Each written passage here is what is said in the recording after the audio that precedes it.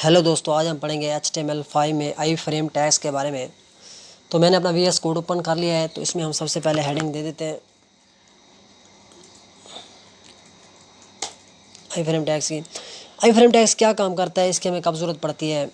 आई frame tags के ज़रिए हम अपनी वेब पेज के अंदर दूसरी वेबसाइट का पेज लगा सकते हैं। दूसरी वेबसाइट को हम अपने आई फ्रेम में लगा सकते हैं। हम अपनी ही वेबसाइट का कोई पेज लगा सकते हैं अपने पेज के अंदर। यानी कि हम अपने आई फ्रेम में यूट्यूब की वीडियो लगा सकते हैं, गूगल का मैप्स लगा सकते हैं, कोई इमेज लगा सकते हैं। तो हम ये प्रैक्टिकल करके देखते हैं। तो मैं यहाँ पे लगा लेता हूँ आई फ्रेम टैग्स।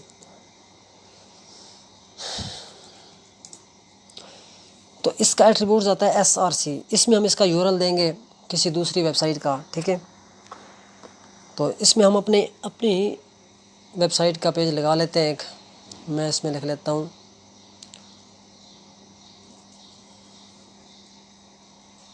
animation.html। ये मेरी वेबसाइट है कि मैं आपको सेव करके चेक कराता हूँ।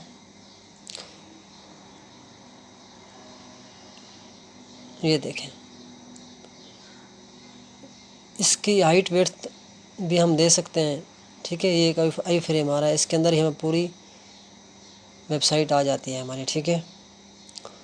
तो हम इसकी हाइट विड्थ दे देते हैं। मैं इसकी विड्थ कर देता हूँ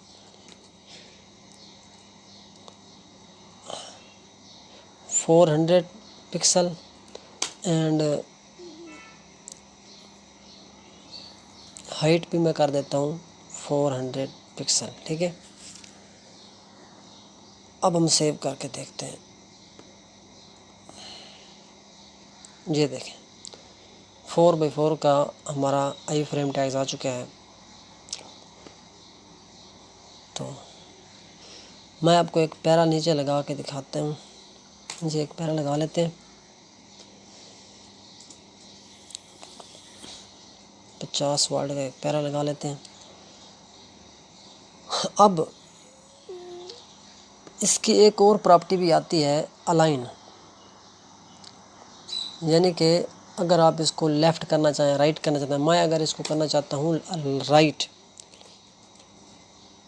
तो क्या करूँगा, यहाँ पे लिख दूँगा राइट। सेव करते हैं।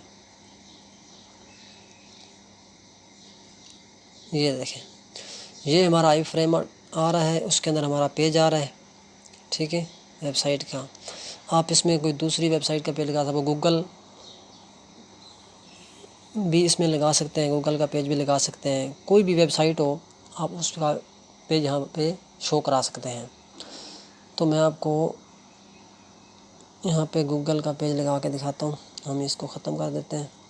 मैं लिखता हूँ http://google.com।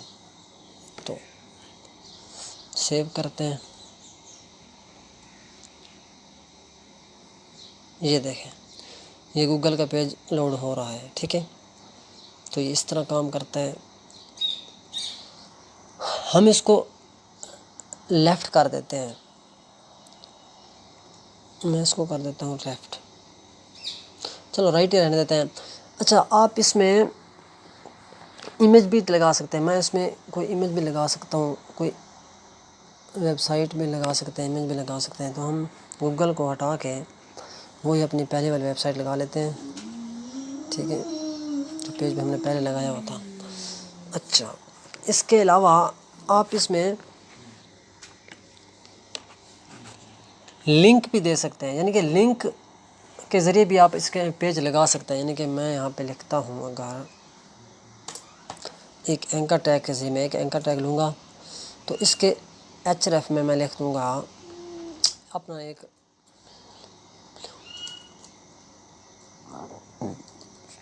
मैंने एक इमेज लगाई है इसके अंदर, ठीक है। मैं चाहता हूँ, यानी कि ये है हमारी एक सिंपल इमेज है, इमेज है, ठीक है। तो मैं जब मैं इस पर क्लिक करूं तो ये इमेज इसके अंदर आनी चाहिए। यानी कि मैं सेव करता हूँ, 1 मिनट। ये देखें, ये जो हमारा एक लिंक आ रहा है सिंपल इमेज में, जब इस पर क्लिक करूँ, ठीक है, अभी ये उसके अंदर नहीं खुला आई फ्रेम टैग्स के अंदर, ठीक है। मैं चाहता हूँ जब मैं इस पर क्लिक करूँ तो ये उसके अंदर खुलना चाहिए, आई फ्रेम के अंदर खुलना चाहिए। वो कैसे होगा, इसका एक एट्रीब्यूट आता है यहाँ पे टारगेट, तो वो लगाएंगे, इसको टारगेट करेंगे। टारगेट मैं इसमें लिख देता हूँ इमेज, ठीक है। और यहाँ पे एट्रीब्यूट आता है नेम, ठीक है। नेम में हम लिख देंगे इमेज। अब ये दोनों लिंक हो चुके हैं। अब जब मैं इस पर क्लिक करूँगा, ये देखें, जब मैं इस पर क्लिक करूँगा एंकर टैग पे, वो हमारी जो इमेज थी, जो हमने इसमें इमेज लगाई थी, वो हमारे आई फ्रेम में आ चुकी है। देखें, ये इमेज आ चुकी है आई फ्रेम के अंदर। इस तरह ये काम करता है। तो आप इसका बॉर्डर भी बढ़ा सकते हैं। ये जो बॉर्डर दिया होता है, ये बाई डिफ़ॉल्ट 0 दिया हुआ है, ऐसे होता 1 है, आप इसको 3 भी कर सकते हैं, ठीक है। मैं सेव करता हूँ।